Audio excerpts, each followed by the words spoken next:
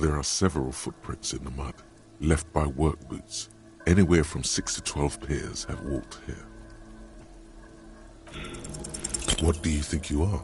A super detective? You're hungover. These are just dents in the mud. No pattern emerges for the time being.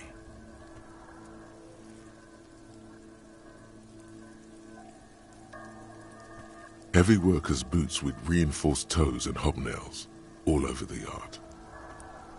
Isn't this something an industrial worker would wear? Noted.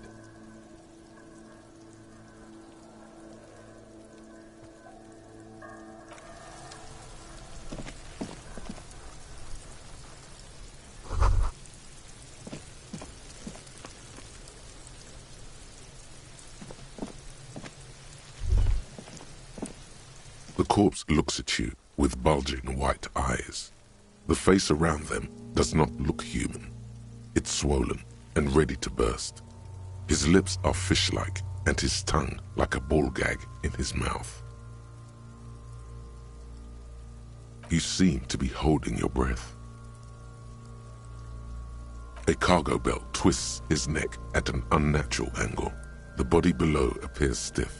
It's letting out an ungodly rot. The smell seeps in, even through your clenched nostrils. Active decay. It's okay to throw up, officer. No one is judging. He's about to blow! Cop's gonna blow, Kuno!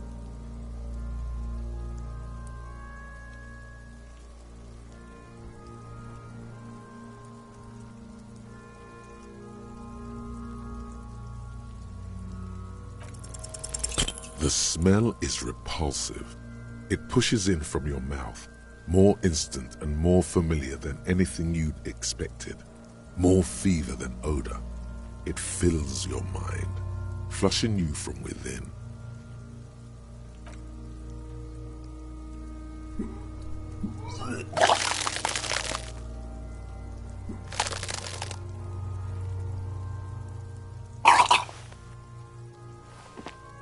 You feel a great force ringing from your stomach.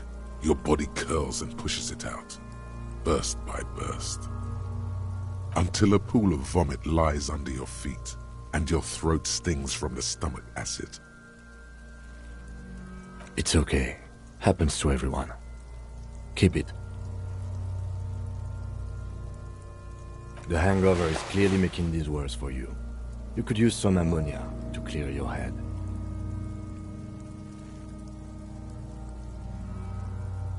There is Frit nearby, east of the hostel. They usually have a small apothecary. If they don't... There's a greenhouse here, and a gardener with a wheelbarrow on the corner of the whirling rags. If she works here, she might have something for the smell. Acquiring ammonia will provide a modifier to the white check.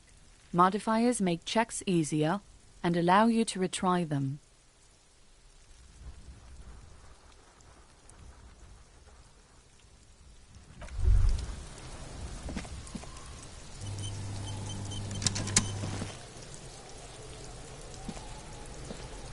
Kuno, the pig's getting pretty close to me. Come to snuff my shit out, I think.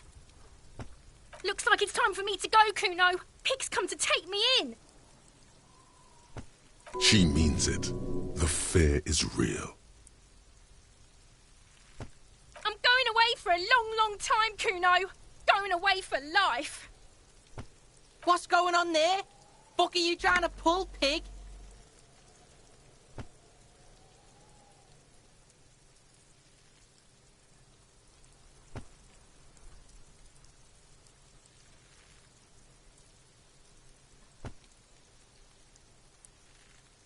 Stay away from me, pig. You don't want to see what happens when you corner me.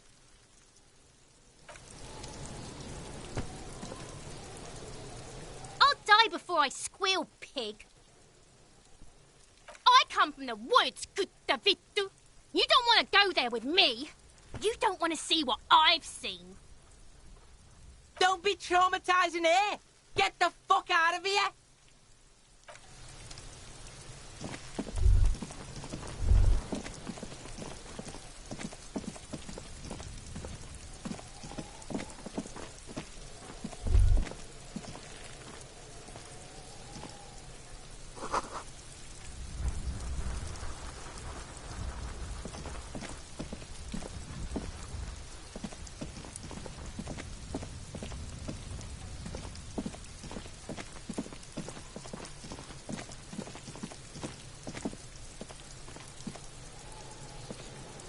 Yes?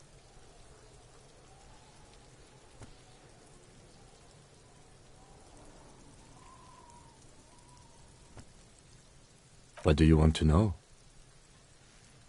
You mean like a brief? Do you want me to brief you again? There's no reason to wing anything. If you didn't get the brief, that's okay.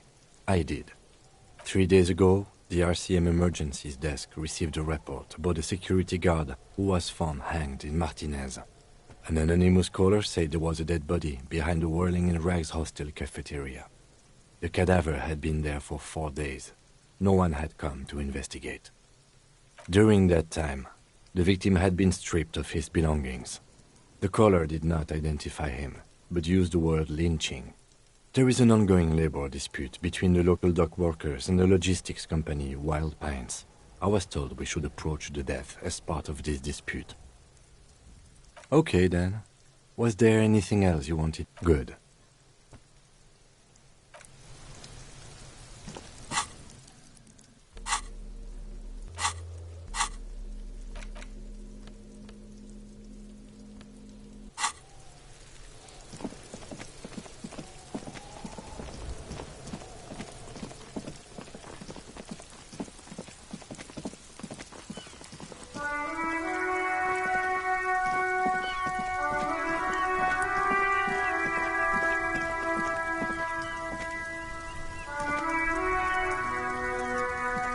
Hello again, officer.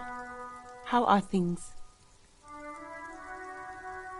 Sure, I'm done with it. Go easy on that stuff. It gave me a terrible headache.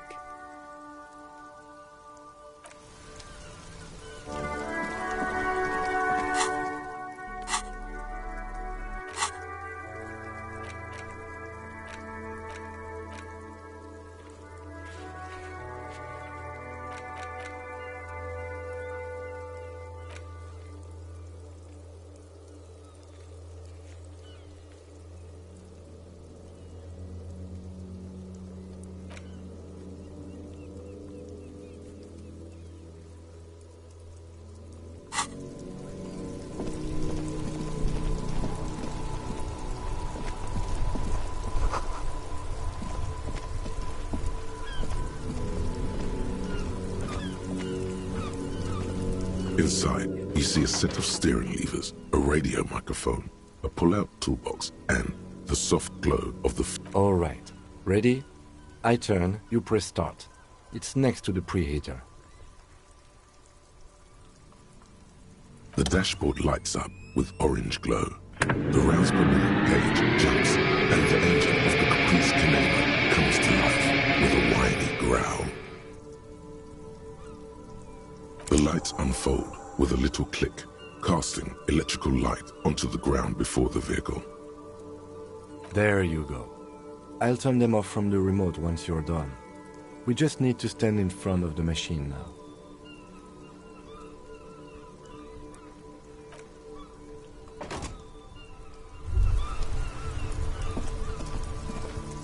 All around you, rain falls on the great city of Revachol. Rain drips from the eaves and floods the gutters, washing the filth away. The spring thaw must be here. The snow is melting. Looking up at the sky, cold water dripping from your hair. Grey sky like great battleships, clouds colliding with one another. Rain falls down on the world. Your shirt sticks to your chest. The shoulders of your disco blazer grow heavy. The cold finds its way in under your skin. You shiver, and the city shivers with you. You're not dressed for this weather. You should get an overcoat or a patrol cloak. Sheets of rain over the water, a flight of stairs leading into the ocean. Wave after wave washing the coast of Martinez, with its motorboats and gently swaying reeds. The ruins of a half-sunken sea fort crumble on an inlet beyond the Bay of Revachol. Ghosts rise into the sky. The skyscrapers of La Delta the financial district. Faint golden light seeps from the office windows. Will you ever go there? No, you are just one of the hundreds of thousands who watch them rise across the bay from Martinez every day. Urban coastline, rain dripping off Eternite-covered roofs, cinder blocks left over from half-finished construction, a defunct research and development building once seized by revolutionaries. An old wooden church stands on stilts above the water. Coal City, end of all lines. Your hair is an oily mess flecked with ash from neighboring coal plants. Smokestacks rise somewhere in the distance. There's a fleet on the corner. A plastic coat is folded into a small triangle under the counter by the window. Beyond that, the strikebreakers have gathered.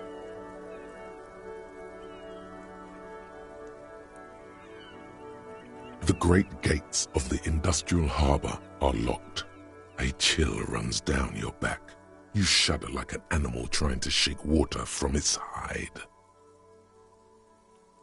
Behind the gates, heaps of supply crates, red and blue metal shipping containers, slick with rain.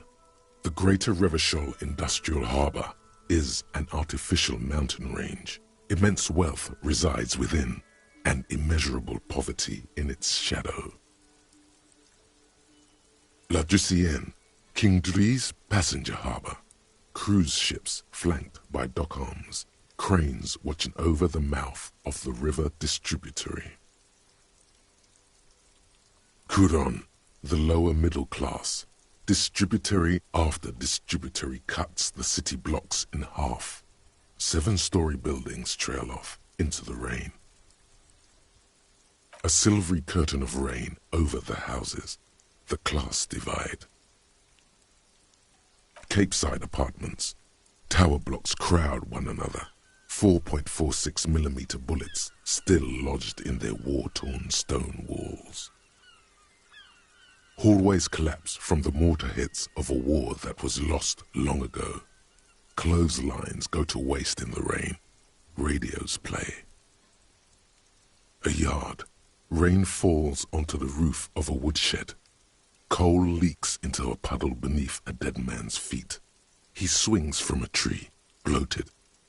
Droplets of rain slip from his cold cheeks. This rain will not let up anytime soon. You should get a raincoat. There's a freight to the east. They sell them there.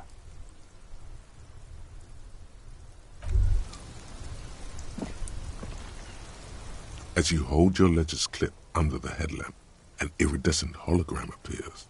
A street grid and the veins of a great river. A familiar sensation washes over you. There she is. Revachol West. Around the borders of the watermark are dozens, no, hundreds of micro-perforations. There are many of them, and they are divided into 3 separate rows. The first row has 18 dots. The next is the longest. It runs all the way around the border, and then some.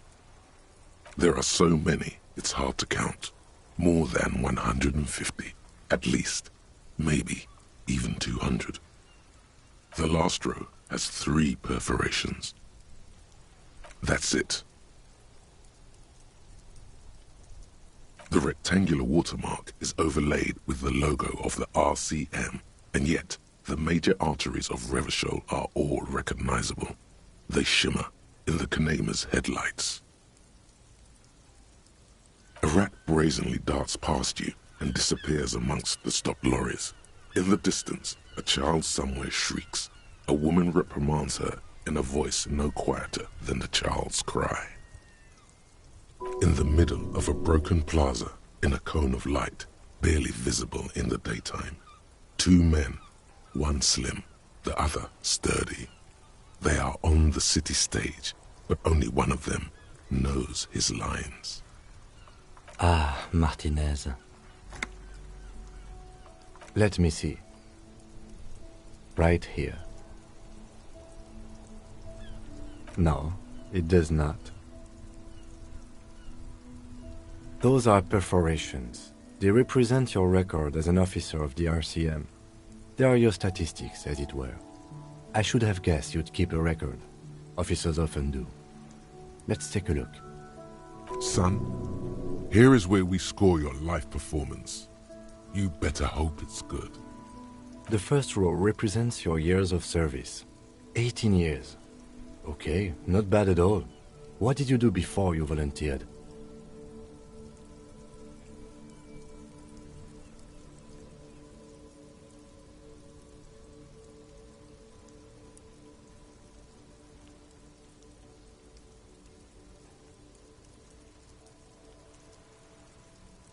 No shame in working a regular job, detective.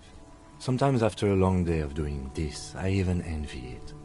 Let's move on, shall we? This next row, the one that wraps all the way around, is your number of closed cases. Closed is good. It means finished. You've got, let's see... Wow, more than 200. It's quite a lot, even for someone who's been on the force for nearly 2 decades.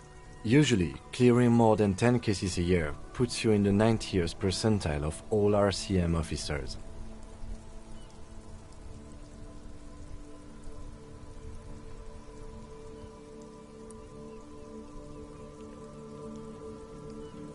Right.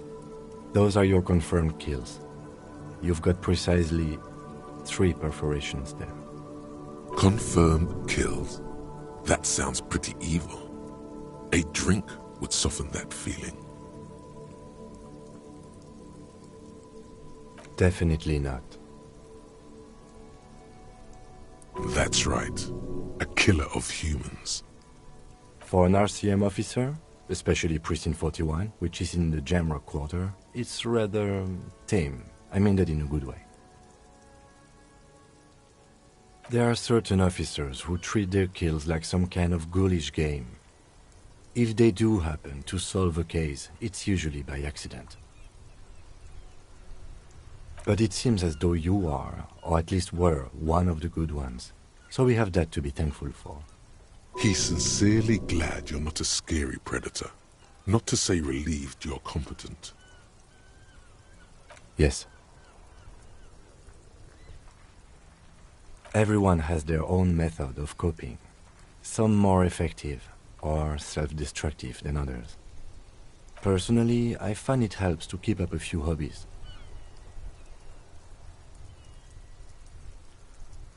Oh, this and that. Let's not get into it now. Why not gardening? You've already got the gloves. It's meant in earnest. Please don't mistake it for a jab. The lieutenant nods. Right. I'll go turn off the lights. You can now see your statistics on your journal page, to the right of the task description.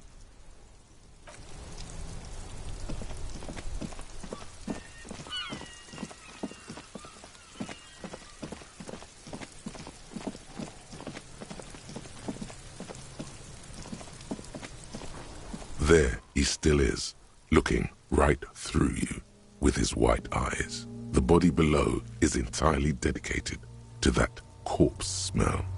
Emitting it is all it does now. The ammonia only makes it worse. The combination forces tears out of your ducts. You manage to keep it in once. The second time, not so much. When the vomiting is done, your cheeks are wet with tears.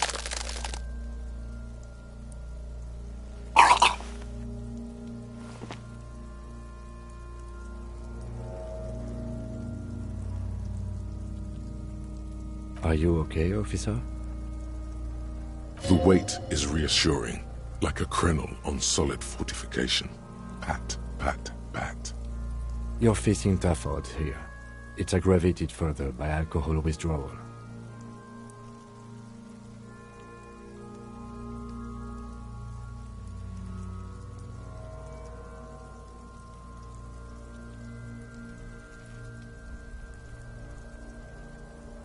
I've seen captains puke their guts out. It never gets easier. You never get used to the smell. Every Monday is cadaver day. Throw up, investigate. Throw up, initial autopsy. Throw up, bag it. Then drive to the station. Maybe throw up on the way there if you didn't bag the thing tight enough. I think I've lost my sense of smell. A white lie. Not being hungover helps too.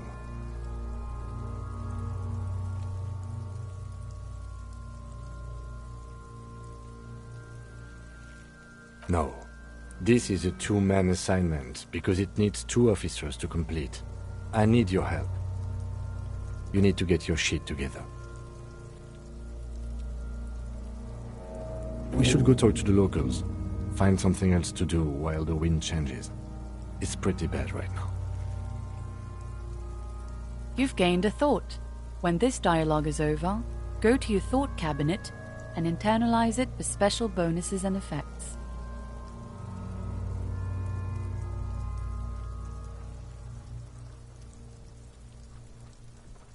Give it half an hour. Get yourself together. Then come back and have another go.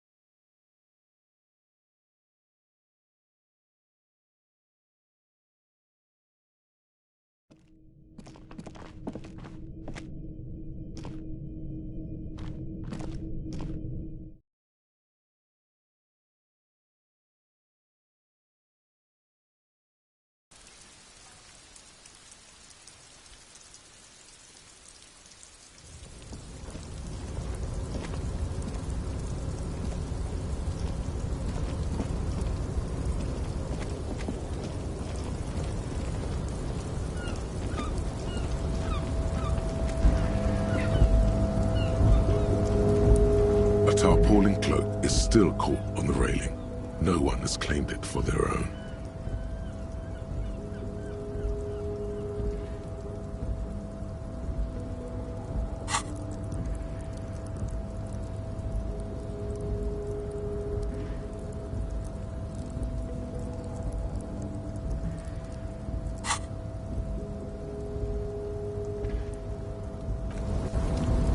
A tarpaulin cloak is still caught on the railing. No one has claimed it for their own.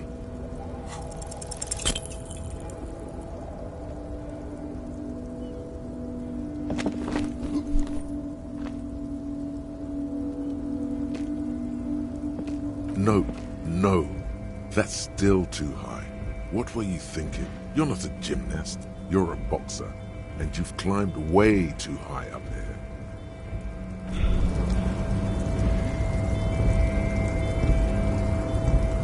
Despair creeps into you, getting fat on your weakness.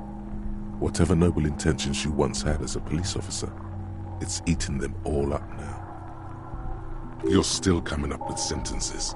That's a step up from total annihilation, right?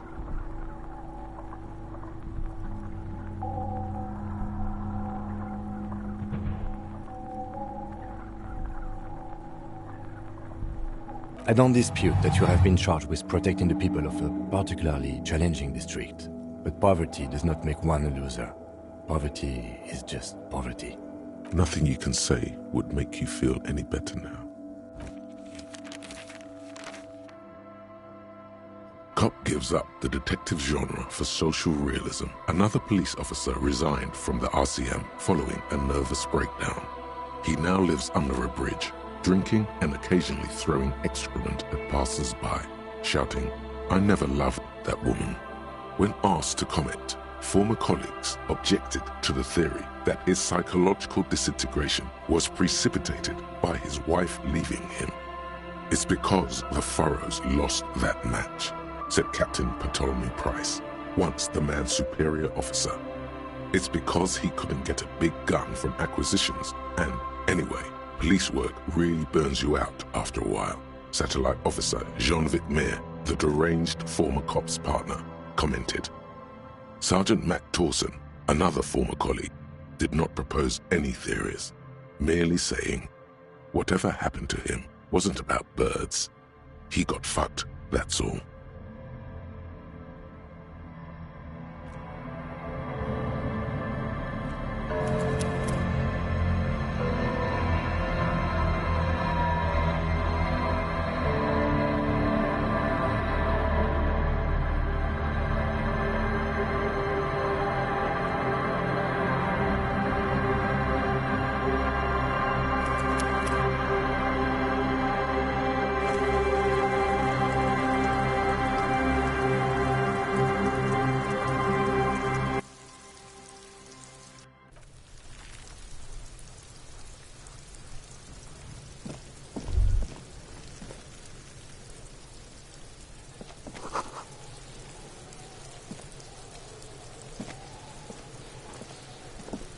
There he still is, looking right through you with his white eyes.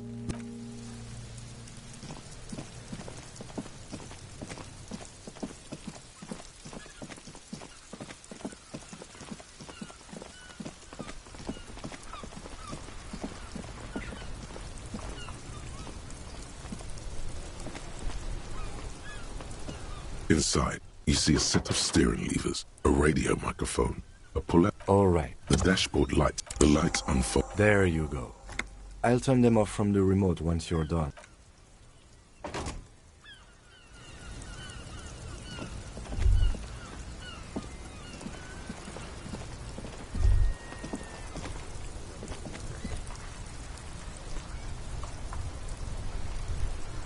As you hold your ledger's clip under the... There she is. Around the borders of the rectangular watermark is over a rat brazen in the middle. Ah, let me see. Right here. No. The rectangular watermark is over a rat brazen in the middle of... Ah, Marty. Let me see. Right here. It has its problems. There are... The first row has 18 dots. Not bad. The next, there are so many. The last row, that's it. Those are Son? The first row, that's what it says. I might have guessed even longer based on your age. What did you do all those blissful years of your youth? No shit. This next row, wow, more than 200. It's call it what you want. You were a valuable member of your precinct. Right. Confirmed kill. That's right. For an RCM officer, there are certain officers, but it seems as though you are. He's sincerely glad you're not a scary predator. Yes. Everyone. Personally, I find it helps to keep up a... Oh, decent. Why not guard it? It's meant in earnest. The lieutenant nods. Right. I'll go turn off the lights. You can now see your...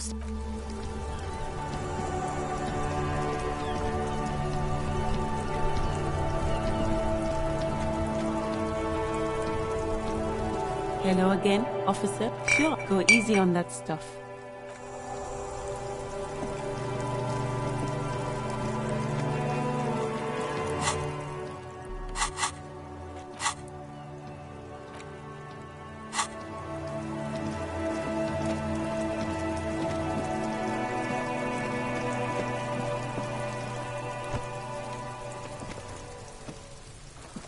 There he still is, looking right through you.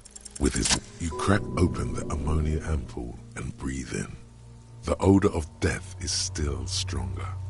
It's a spell of the mind telling you to run, and your stomach to wring itself empty. With your eyes squinting, you stand in it. They do after 7 days, yes. We are deep in decomposition here. The man before you is naked, but for a pair of underpants and enamel boots. His skin is greenish, marbled with decaying veins and blotched by lividity. A fading web of tattoos covers his chest and shoulders. The cargo belt used to fasten him to the branch above appears industrial in strength. The material appears to be ceramic. Its clean white stands in stark contrast to the decaying flesh above the knee. The man wore thick polymer socks, probably for padding. A fine array of interlocking plates covers them. Delicate and fragile, they feel alien to the world around you, out of place somehow. These are clearly not boots. They're armor, possibly part of a larger set. Indeed. Technically speaking, these are sabatons, not boots. Ceramic plate. Zirconium dioxide, most likely. This is where the make would be. Under the heel. Fair weather. Fair weather model T500 VE. I'm guessing that's vitreous enamel. This is advanced stuff.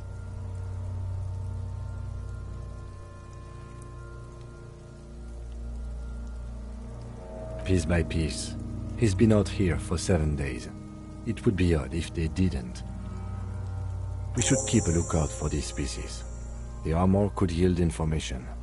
This is one thing he might actually know. If you wear those pieces, it will help me protect your mortal coil.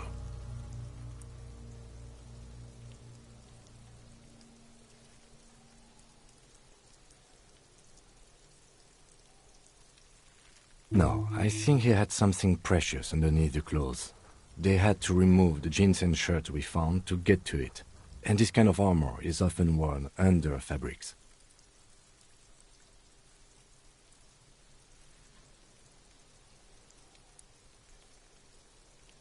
They usually hang them completely naked for that. La puta madre, the Mazda, the Besmerties and the like. This one still has his underpants. Fucking talking about underpants. This feels dangerous. Are you sure? The stench fills your nostrils.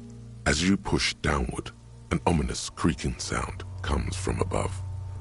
Stop! Pig's gonna pull his head off. Brutal!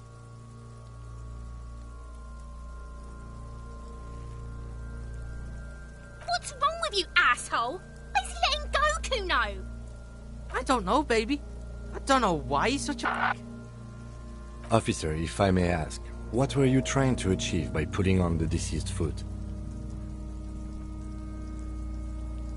A small bell-like sound fills the air, like tapping on the side of a porcelain cup. The pry bar in your hand is itching for some action.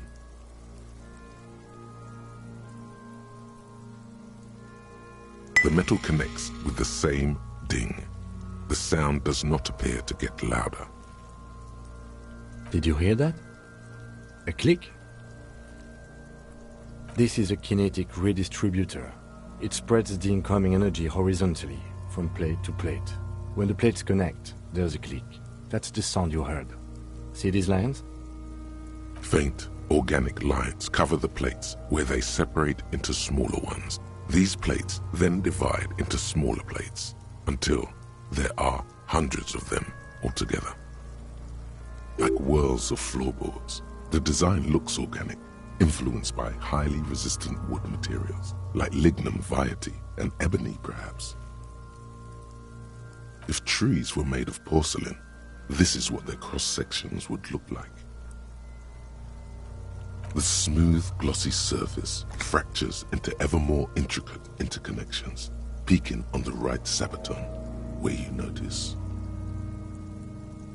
The worlds are in the shape of a letter and number combination, E50, 100, 1000. Good. Can you read it to me? We have a make and a number. That's something. We can use the radio in my kinema when we're done. Either station can chase it for us.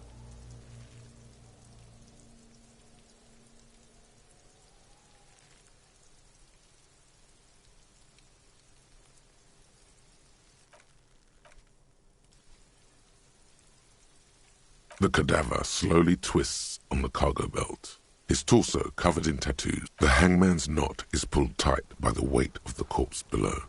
Yellow, hard-edged polyester cuts into his neck. Above, a sliding buckle ties the belt to the branch. Oh my, there's something on the belt. A familiar word that speaks to the thirst within you.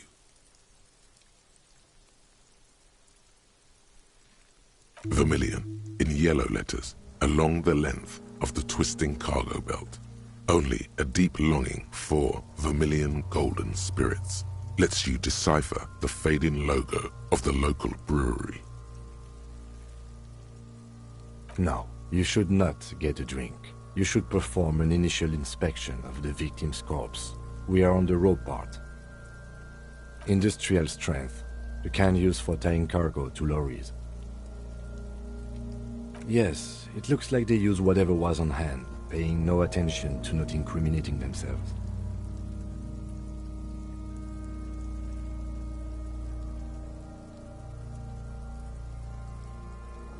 I'm still approaching this as a lynching, yes, motivated by the ongoing strike. You?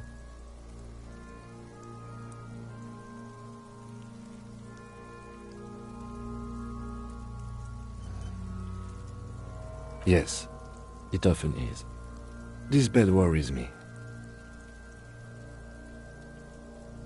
It's not merely polyester, it's steel reinforced. See these lines? This is where the wires run. I see rabbits for more than 20 strands. This makes getting him down much more problematic than I had assumed. A noose is one of those things that's easier to use one way around. That ladder can't carry a grown man. I didn't see any splintering either, did you? I think they lassoed the branch, then pulled on the belt to close the buckle. The cadaver hangs from the cargo belt, limbs limp and torso covered in tattoos. An intricate web of blue lines stretches across the torso, from the right shoulder to the solar plexus. Each time they intersect, a small white star is formed in their crossing. Hundreds of fading asterisks riddle his skin. Their concentration is highest around his heart. His corpse is marked by stars. Alcohol and heartbreak. Your fist clenches suddenly. Decay is creeping on the tattoo. Already most of the canvas that's holding it has darkened. Now it disintegrates slowly, letting out a stink. A map of the stars. I do see some similarity to astronomical charts. Great century Messinian, maybe. But this seems more particular. Customized somehow. As if someone left out most of the night sky, filtering it through personal choice. The principle of this filter remains unknown to you. The thought dissipates, and you feel as though you were only half right. So am I. He takes a thin piece of milled aluminium from his coat pocket and pulls it open. Sounds like a sword being unsheathed. A small lens appears. Some sort of camera. Shit, Kuno! What the fuck is that? An instant color camera. I have only 2 ampoules, so nobody move. I don't want to waste one. sound, a shrill flash, followed by the breaking of a small ampoule of glass. You see streams of color pour onto the thick, glossy piece of paper, rolling out. In case we need it.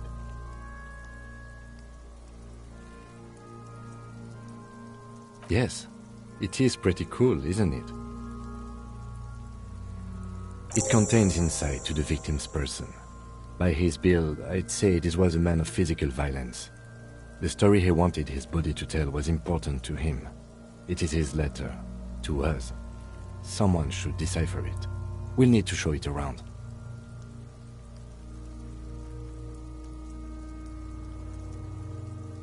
Sure, just don't lose it.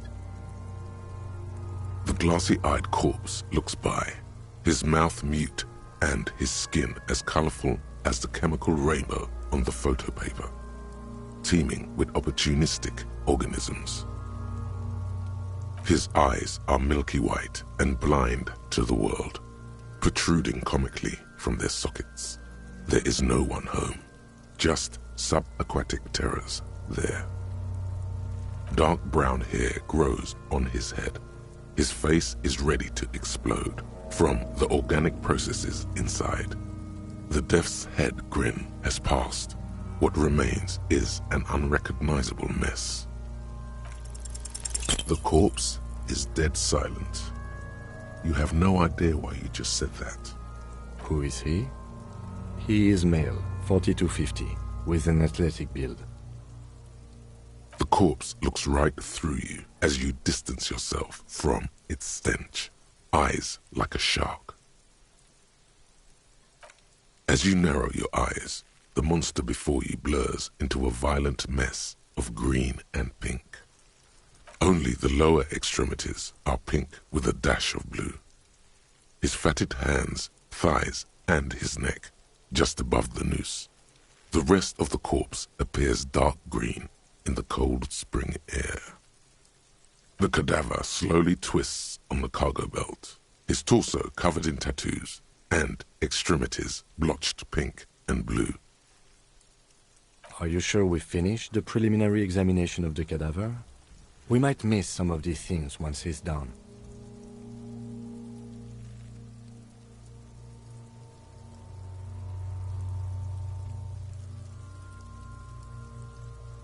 The cadaver slowly twists on the cargo belt, his torso covered in tattoos and extremities blotched pink and blue.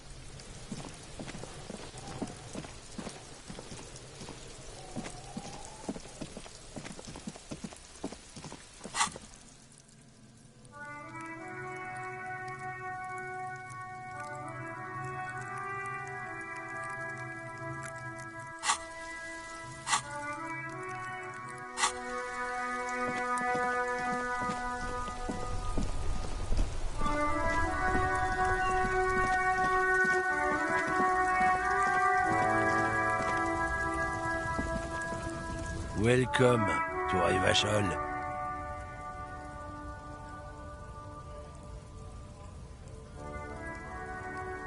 Don't you welcome to Revachol me. My grandfather came here from a 3,000-year-old racist isolationist culture, while your ancestors came to this island a mere 300 years ago. Every school of thought and government has failed in the city, but I love it nonetheless. It belongs to me as much as it belongs to you.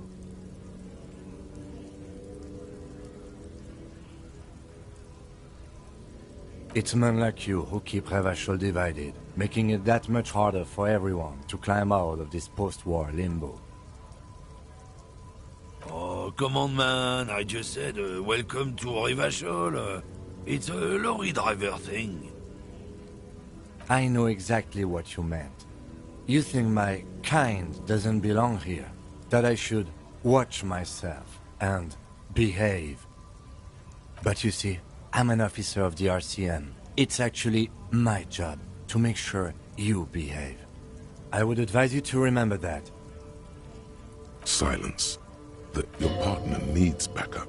Now's your moment to shine.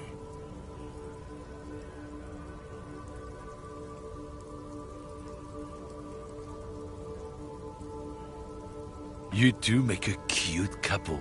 You know that? The lieutenant exhales and resumes his regular calmness. Whatever you say, officers. Oh man, that's great. Look at that guy go. Haven't seen anything that funny in a while. God damn. Thanks for that, but no, it's not mine. It's about biological determinism, natural law, the sorting of the races. Not the most popular topic nowadays, with the coalition in charge and all. You might want to change the topic. That is, bury your head under the sand like common sheep. Change the topic. The way he says it makes it almost sound like a threat.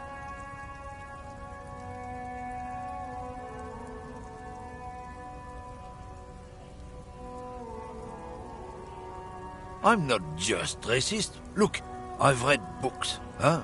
The science of racial theory has all been proved, even if some people don't want to accept it.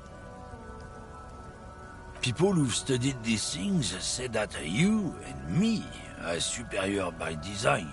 So, naturally, we Occidentals should be in charge. Obviously, you can see the merits in that.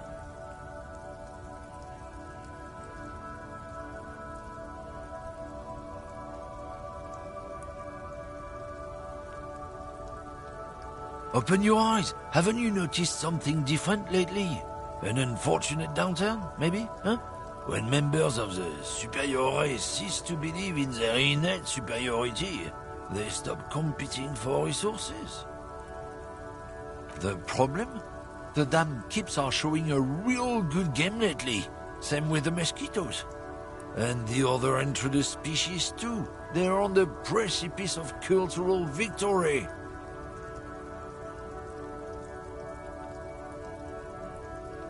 Oh?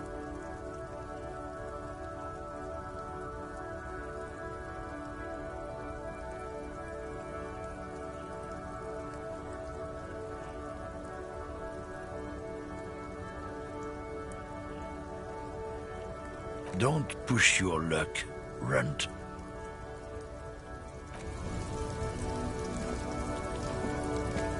Looking for something, Runt? Come to tell me to fuck off again? Oh, not much anymore. I'm here to pick up some cargo, but the dock workers are on strike, so it's a sit and wait on your ass situation. Apples? Yeah, apples? I take it you had other questions? He's given you the runaround. Let's be honest, you were bested.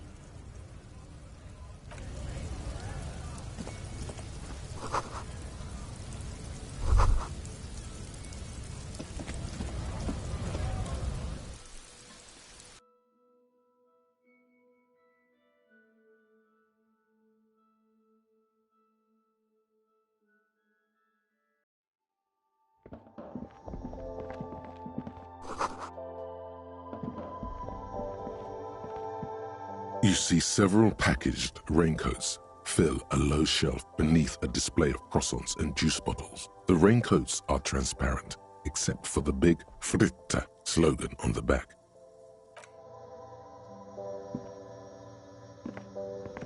The tear machine stands in the corner. A sign says, 1 bottle equals 10 cents. Oh, that's the tear machine. It's a machine for tear. You know, you find tear outside, like bottles or whatever, and put it in the machine, then it gives you money. You need a bag, I guess. We used to have some, but we gave them all out, so... Feel free to use it if you find a bag, though. I'm sure there are some out there, somewhere.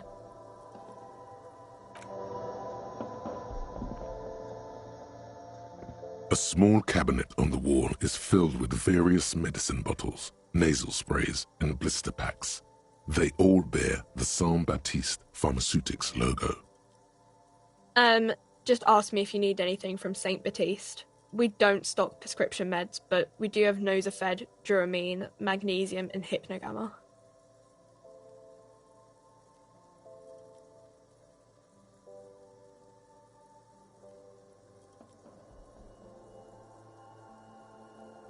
Okay, here.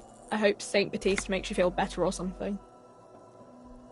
St. Baptiste, you know, the pharmaceuticals company. St. Baptiste Pharmaceuticals, the one that sells meds out of St. Baptiste.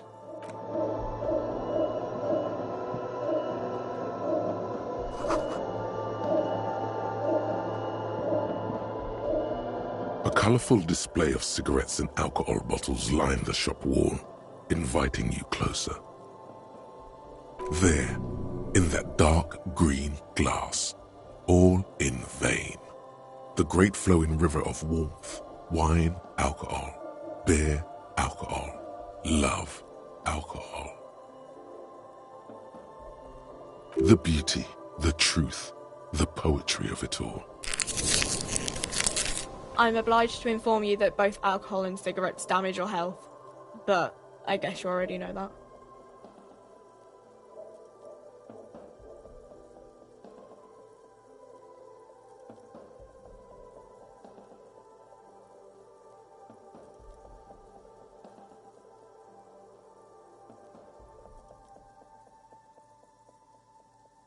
No, Frit only sells legal drugs, like the law says.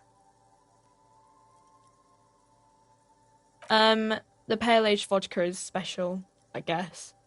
It's stored in pale for a couple of years, which makes it super expensive and super strong. I mean, I already said it'd hurt you. I don't know what else they do. Substances give powerful bonuses to your main stats at the cost of damage to your health or morale. Cigarettes raise your intellect while damaging your health. Alcohol raises physique while damaging your morale.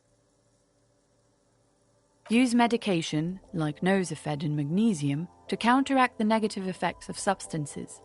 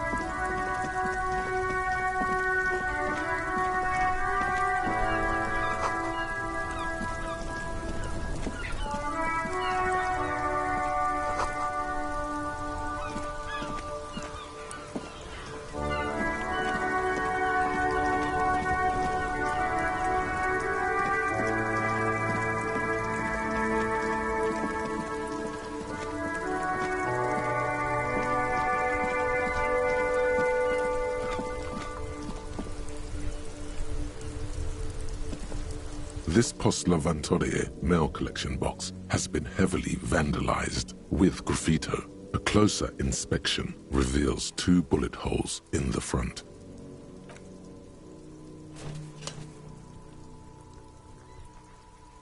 The box seems happy.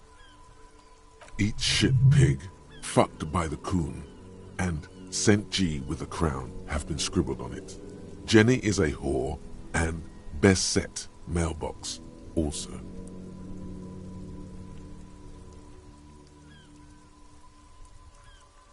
The mail collection box seems cathartic, thankful even. So do you.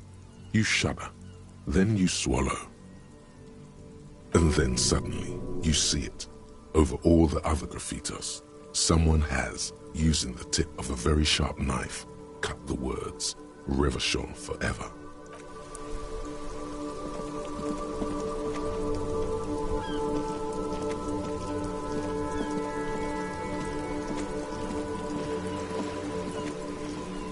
Life doesn't need to be a struggle.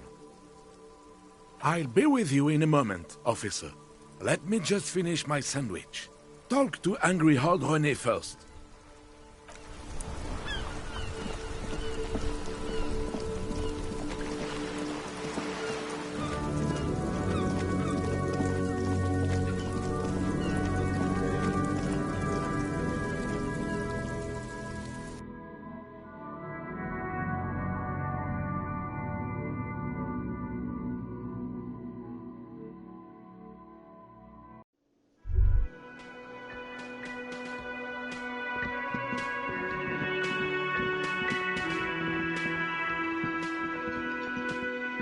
Can I help you?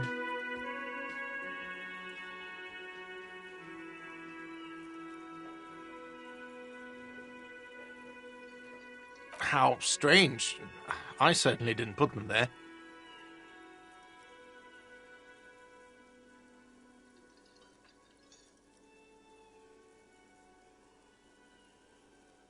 The trash collection service? CS Municipal. I don't see why they would put anything in the trash, though.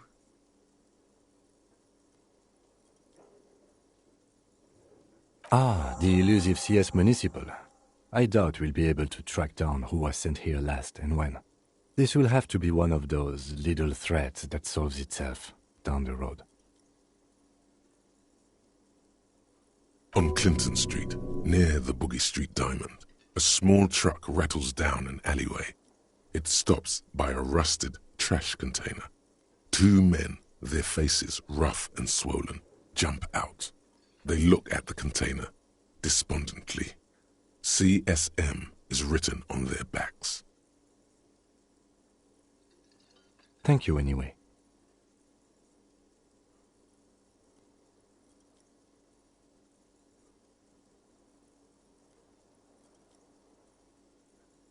Sylvie had the keys before I got here, and I can vouch for her. I can vouch for all my staff. None of us would tamper with the crime scene. Yes?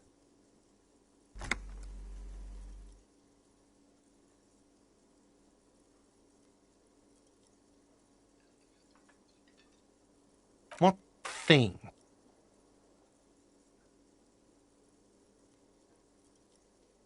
Yes, not the whole damn union, thank God. Just the nastiest and loudest faction. They come here in the evenings. Dumb, unruly types. Think they're big shit. But they're good customers. They place big orders and always pay on time. He hates the union, but grudgingly recognizes its power over him.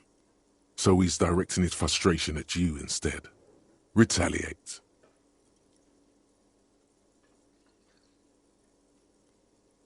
We should find out who this Lord faction is, occupying the booth. Loudness means talkative, and we need info. We don't. We have to wait. They'll show up sooner or later. Men get hungry, even striking men. If not today, then they'll be here tomorrow. What? By the way, you should come back to this thing-based questionnaire if you see anything interesting in the whirling later. God. Oh, but he should be. Lay it on him.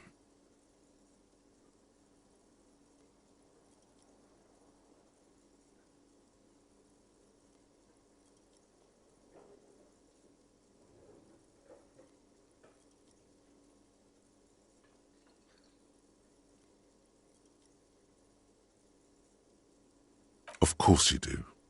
This was your plan all along. This is how you fix it for them. By answering the woman question.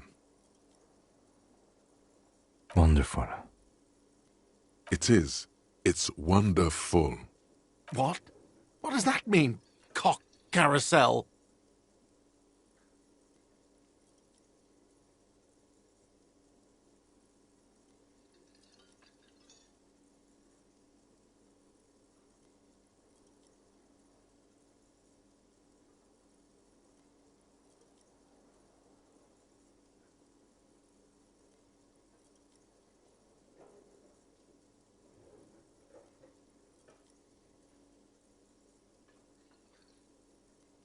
God, does it mean you talked to her? What else did she say about me? What else do you need?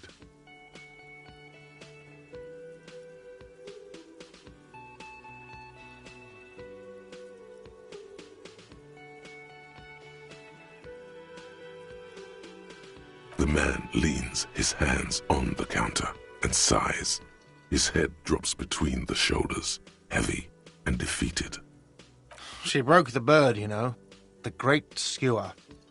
I found it on the ground with the broken wing on the morning she left. I should have known.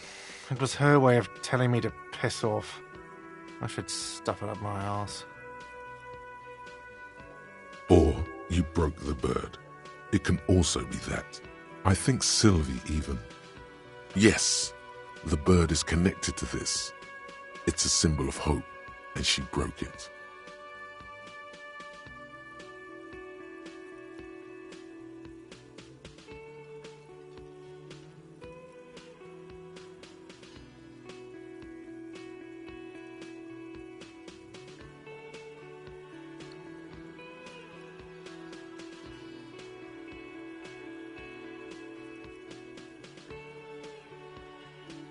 Huh.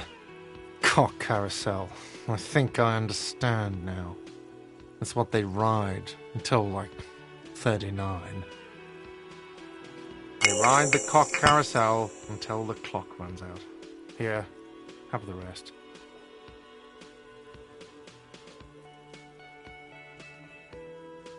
Now, let me have a drink and think about this shit for a moment. On my own.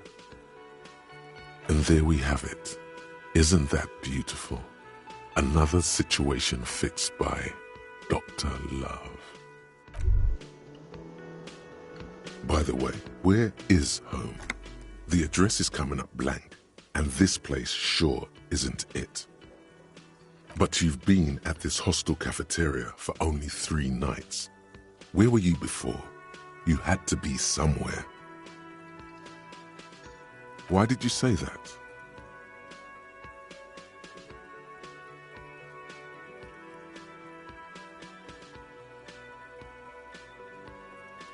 You don't really know, do you?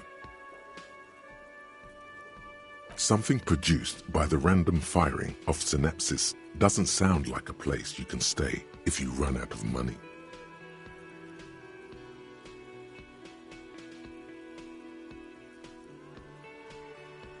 You can try. Run some addresses in your head when you get the time. Maybe a street or an apartment will appear.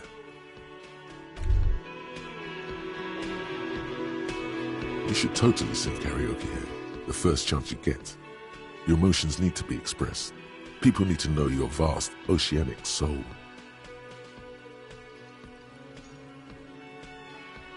Utterly. And it needs to be heard. Through a PA system. By other people, whether they like it or not. Ram it up their ears, says your adrenaline gland. Violently express yourself.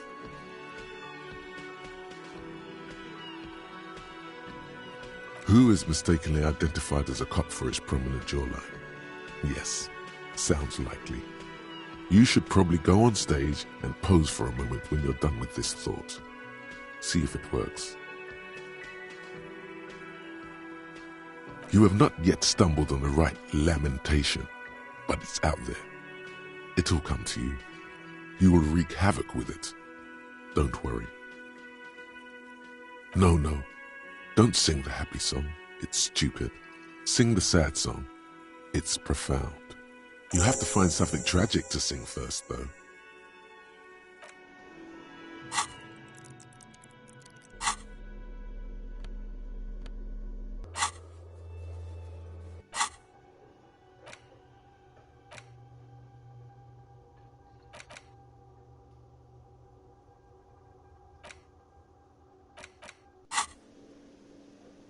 Can I help you? Yes, have you got it? A lot. For the room, drinks, and broken window, 130 real. Like what? I was really enjoying talking about the money you owe me. Absolutely out of the question. Absolutely in the question. First we find a sad banger. Then we sing this place to shit. Your body is ready, sire. Another thing. Great. Yes?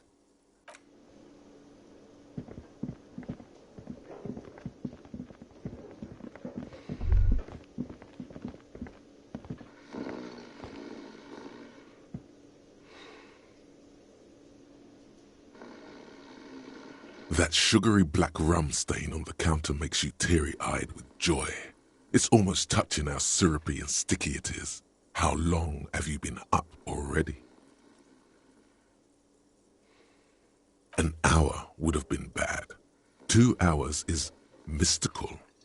You have truly wiped out all trace of yourself if you haven't thought about rum and lemonade yet.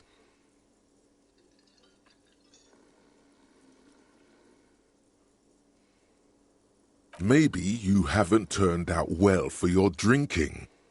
Have you thought about that? Get a goddamn rum and lemonade into yourself, boy. Or better yet, lick that stain off the counter. What happened, man? You used to be cool.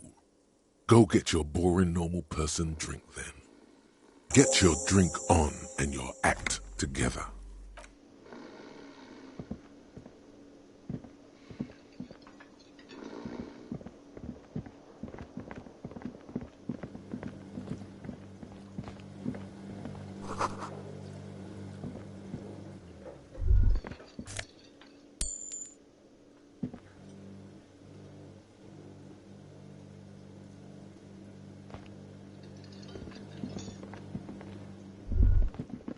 You see a heavy steel door with a prominent dimpled lock.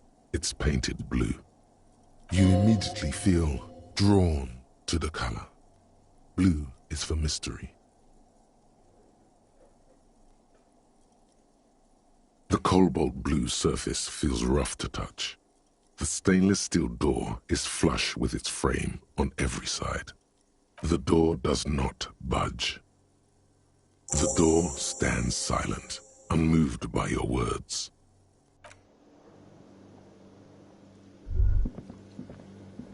A thin man is smoking below an exhaust hood, occasionally sipping from his mug.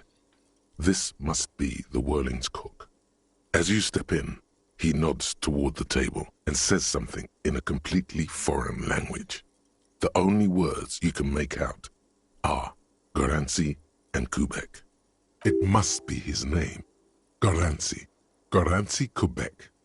Sounds representative. The man puts his cup down and replies something, his left hand drawing arcs in the air. He looks up at you, then looks away quickly, shrugging and muttering something to himself. Shrugging is an international sign for, no, I don't know what's behind that door. He smiles and bangs his ladle against each of his pots in turn. It's almost like music. It especially with the sounds of assorted dishes boiling and simmering on the stove.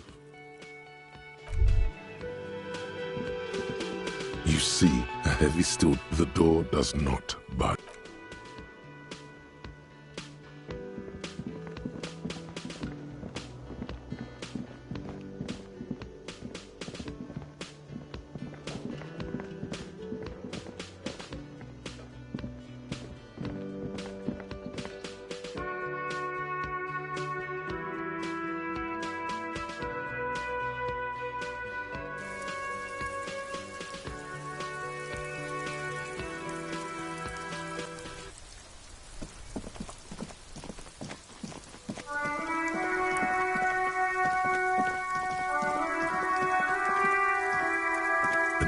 Call box with a matrix of push buttons lists all the companies in the East Delta Commerce Center.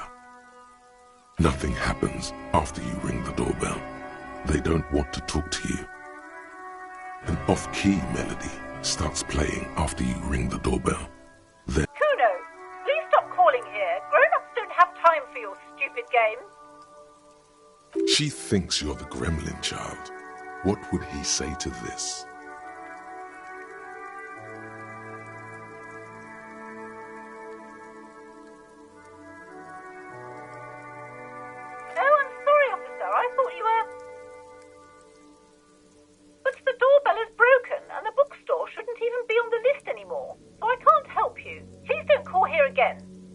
A single beep indicates that the line has gone dead. You wait for a minute or two, but all you get from the call box is silence. No one answers the call.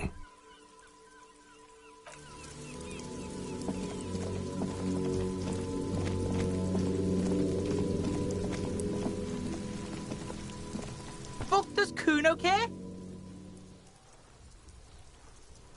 You found Kuno's secret door to Kuno's secret shack. It was closed for 5,000 years. How the fuck did you get in? Shit. Get the fuck out of here. You can't do that. He can't do that, Kuno. He's trying to fuck at you again. Pigs can't displace. Can't do that teleport shit. How did you like it in there, pig old boy? Kuno's got a lot of cool shit there, right?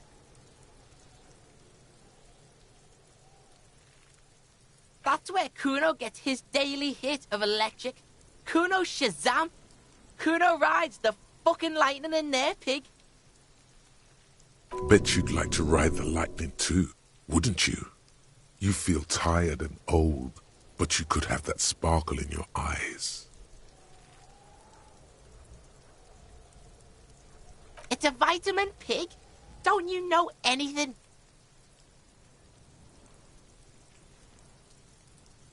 Yeah, it's the mag. You fucking need that shit to stay on top of your game. Kuno goes through like a tube a day, rips mag like a motherfucker, and you could use a battle.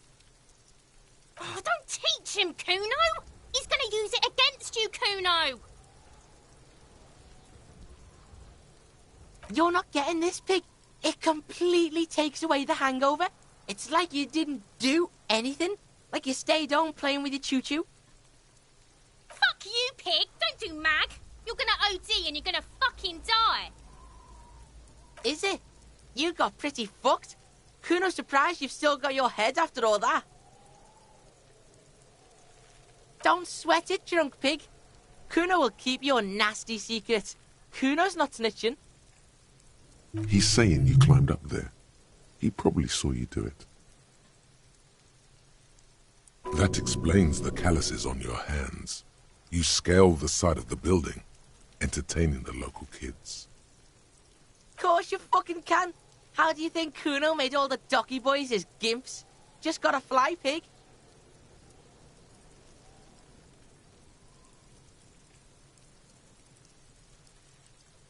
Not everyone can fly like Kuno. You're old.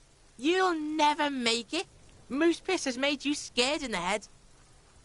That's all there is to it then. Don't be a pansy.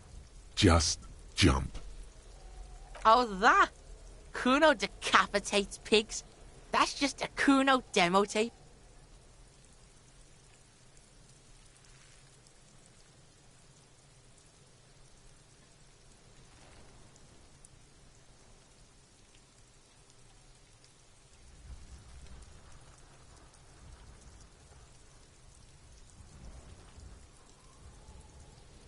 Yeah, Kuno plays on Snuff Radio, fucks pigs, live, fucks their heads off. Kuno's a cop killer. Good call, Pigmeister. Don't come and talk to Kuno about his kingdom.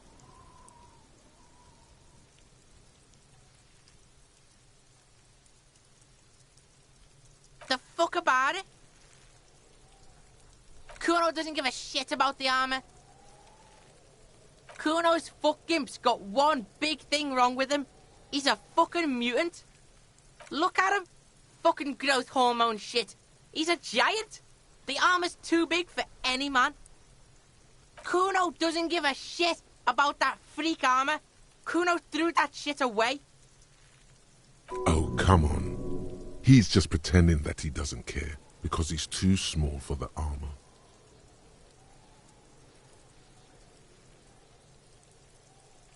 Get the fuck out of here trying to fuck on me with that midget shit.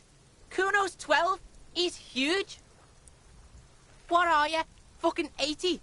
When Kuno's 80, Kuno can fit 4 of you in Kuno. Fuck out of here. Trying to fuck on Kuno. Fuck out of here. Kuno tried to get the helmet on. It was too big. Kuno kicked that shit in the sea, rugby style. That shit means nothing to Kuno. Yeah, that shit means nothing to Kuno. Kuno doesn't give a shit about material shit. Kuno's a fucking monk. You wanna fuck on someone about that armor? Go fuck the mustached union fuck. The jolly troubadour shit at the gate.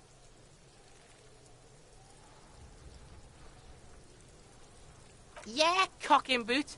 You know that jolly union cow fucker? Came around talking about cows or some shit. Came around pretending like he cares about cows. So yeah, he's the one you want to talk to. He's fucking crazy about that armor shit. Coming here pretending like he likes cows. Trying to catch a peep at Kuno's armor. Go to the gate. Ask him yourself. Curious, my liege. Why did Kuno feed you this information?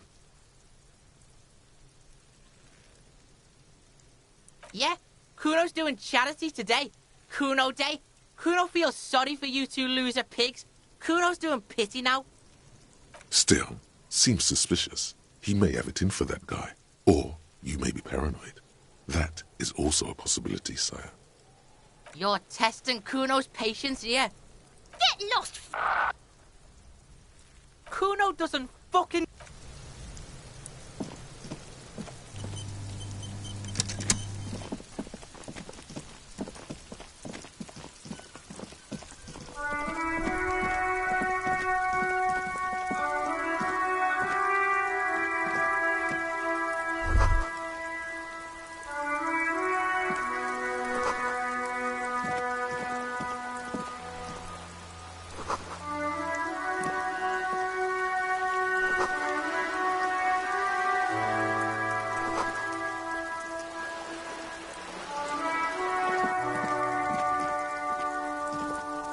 Hello, sir. Step right in. The store is open. Are you interested in a new and exciting book?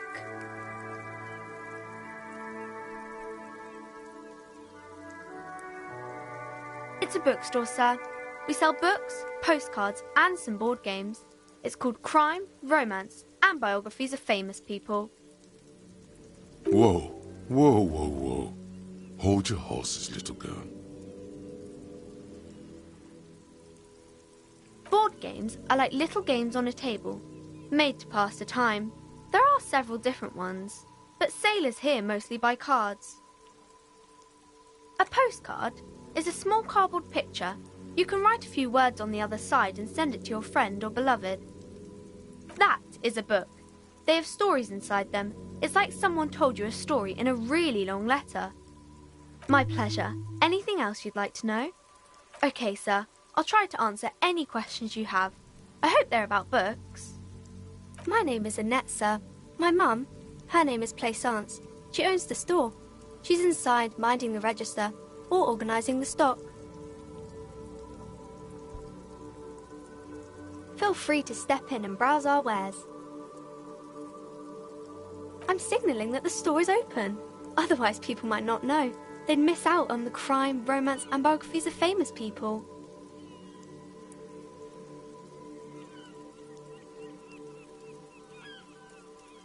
Thank you, sir. I'm happy to help Mum out with the store. I do my studies at home at the moment. I have to help Mum keep this place running.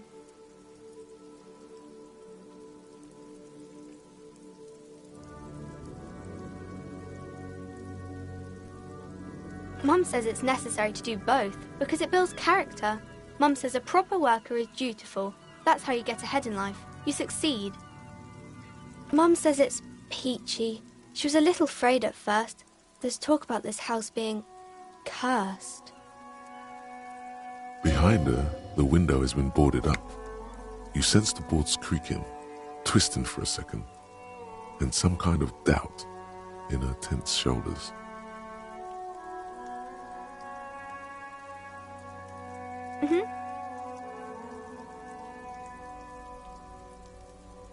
Crime fiction is about murders or burglaries or things like that, and the work of a policeman or a private detective who's trying to solve a crime and catch the criminals.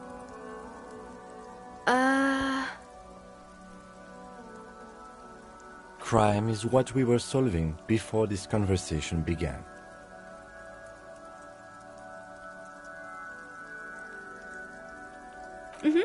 And it's kind of like a puzzle too. You can guess who the criminal is or how the good guys are going to catch him. You don't look much like a policeman.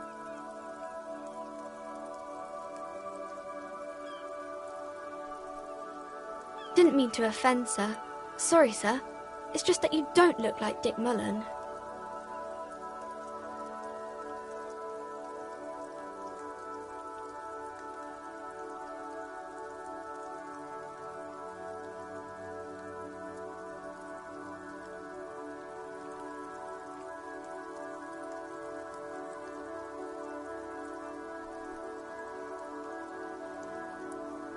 Head, yes. No, it's your soul. Your blue soul. No, your resilience. Not head, child. Heads.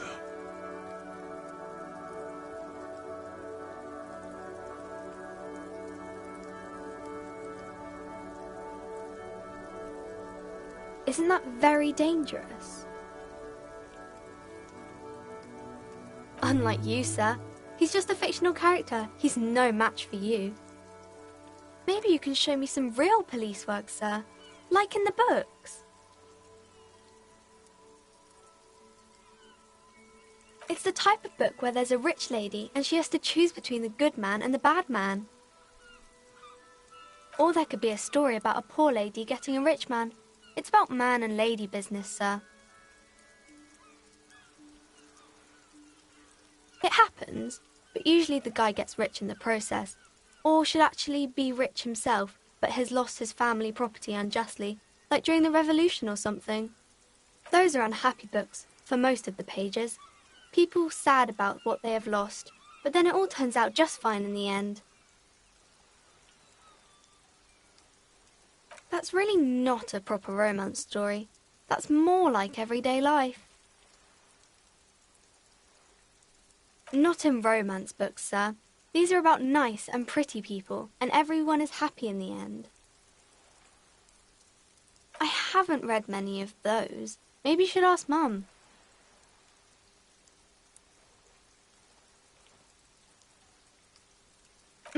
I'm sure she can help out. Anything else you're curious about? Maybe some about other books? Oh, kings and queens and generals of old, or artists and writers, or musicians, those kinds of people. There's usually something extraordinary about them. I think that's why people read them, to find the secrets of their fame.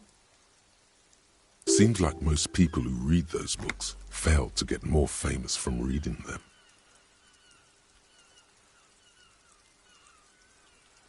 But it does make the famous people more famous.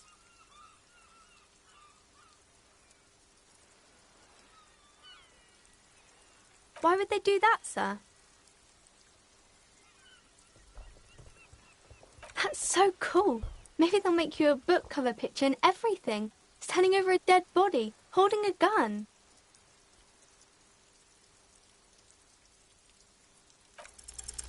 The girl keeps her hands folded, hidden. Why is that? What do you mean, sir?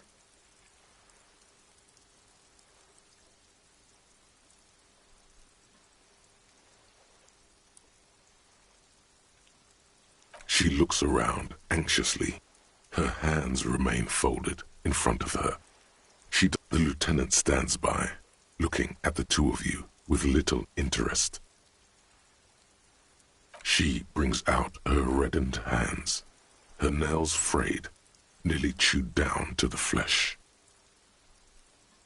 And you knew this from me keeping my hands folded?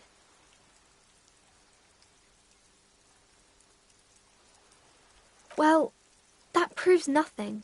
Anyone could do an easy deduction like that.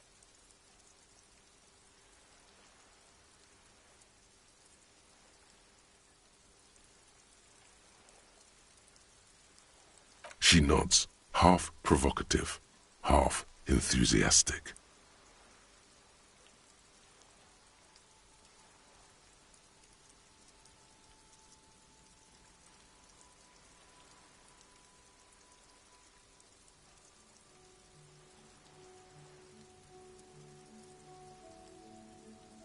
Maybe so, sir. Okay, I know it's a bad habit, and I shouldn't.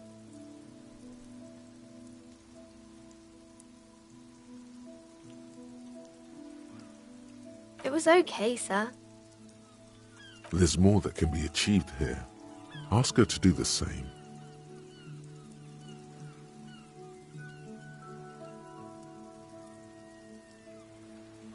You're quite sober. The lieutenant does not flinch at the comment. He does not flinch even a single bit. He is intensely not flinching. It takes effort.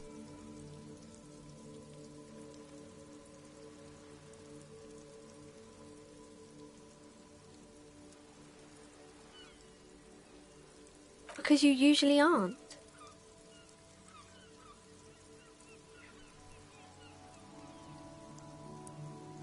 I sure hope you are, sir. There she stands, swaying on her feet, assaulted by the early spring breeze. She smiles at you. The whole situation suddenly feels familiar.